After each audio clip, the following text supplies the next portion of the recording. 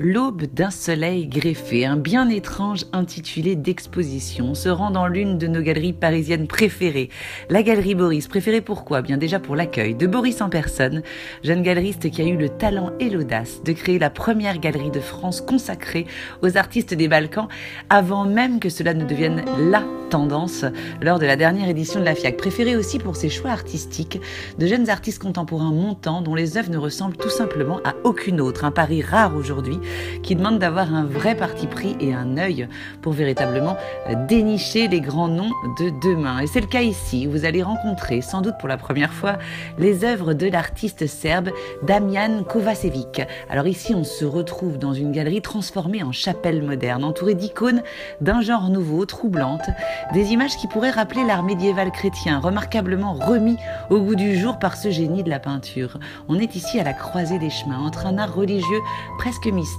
une figuration quasi abstraite et des jeux de matière qui font parler les tableaux. Ici, une toile à la peinture craquelée comme le temps, là où une surépaisseur meurtrie et béante comme prête à saigner.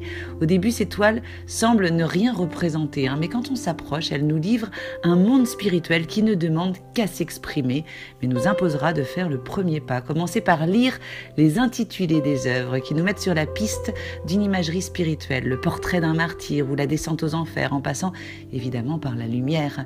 Des thèmes universels réinventés par l'artiste, un petit peu comme l'avait fait Goya en son temps. Son univers fragmenté et torturé semble nous livrer l'ultime bataille entre le bien et le mal, la lumière contre l'obscurité.